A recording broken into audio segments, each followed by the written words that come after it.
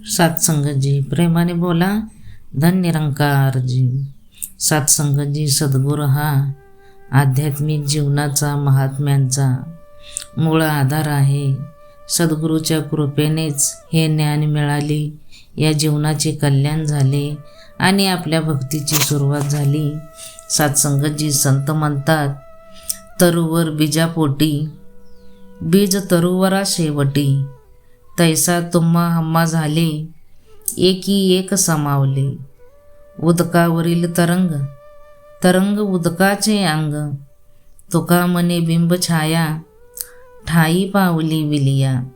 सत्संगजी ज्या प्रकारे वृक्ष बीजाच्या पोटातून जन्म घेतो व वृक्षाच्या शेंड्यास बीज असते, त्याचप्रमाणे हा परमात्मा तुम्ही आम्ही एकमेकांमध्ये समावलेला आहे।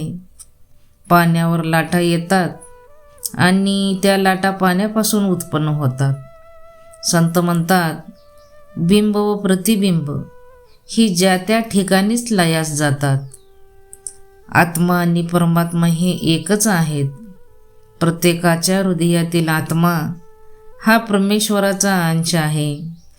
जीव व शिव हे एक आहेत, हे सारे उदाहरण संत देतात। सत्संगजी संत म्हणतात, एकच परमेश्वर चराचरात समावलेला आहे व सर्व प्राणी त्याच्यातील जीव हा परमेश्वराचाच अंश आहे। जीवांना व्यापतो त्याला जीवात्मा म्हणतात व सर्व जीव व विश्व यांना व्यापून उरतो त्याला परमात्मा म्हणतात।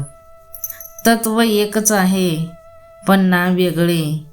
जसे सत्संगजी पाण्यावर जसे तरंग आले की आपण त्याला तरंग म्हणतो, पण ते असते पाणीच, फक्त मायेमुळे त्याचे रूप वेगळे वाटते। माणूस लहान असतो तेव्हा त्याचे रूप वेगळे असते, तरुणपणी तो वेगळा दिसतो व म्हातारपणी शरीर वेगळे दिसते, पण त्या शरीरातील आत्मा मात्र एकच असतो। त्याला या सर्व अवस्था दिसतात व आठवतात। तसेच प्रत्येक प्राणी दिसायला वेगळा असला तरी त्यातील परमात्मा तत्व हे एकच आहे। तो जीव परमेश्वराचाच अंश आहे। हे प्रत्येकाला समजले की इतर गोष्टी सांगण्याची गरज पडत नाही। सत्संगजी संत ज्ञानेश्वर महाराज हरिपाठामध्ये म्हणतात, एक हरी आत्मा जीव शिव समा, वाया तू दुर्गमा न घाली मन। सोन्याची चीप बनवली किंवा त्याचे वेगवेगळे प्रकारचे दागिने बनवले तर लोक त्याला बांगड्या, नेकलेस, रिंगा, पाटल्या किंवा तोडे, गळसरी अशा अनेक नावांनी ओळखतील, पण त्यातील मूळ तत्व हे सोने आहे।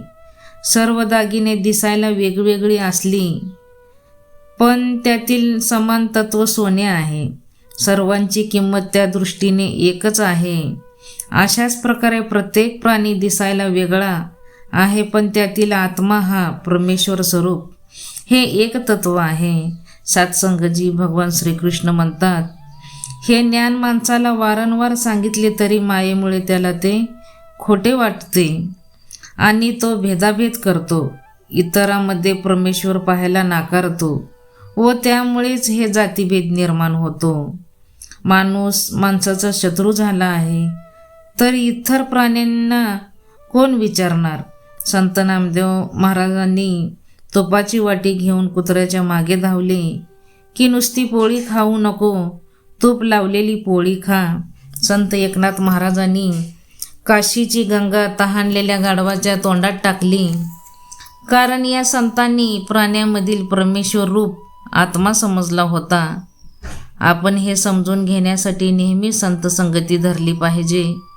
अशा प्रकारे अद्वैत हेच अंतिम सत्य आहे।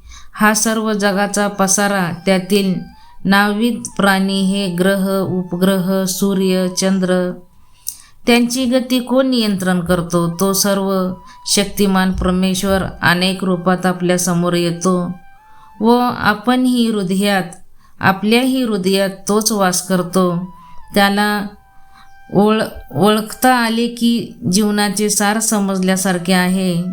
जे जे देखिले भूता ते जाणिले भगवंत, असे जे संतांनी सांगितले ते याचकरिता ही जाणीव हृदयात ठसण्यासाठी सदैव परमेश्वराचे नामस्मरण करावे, म्हणजे माया मोह याचा प्रभाव कमी होतो व परमेश्वराची जाणीव होते.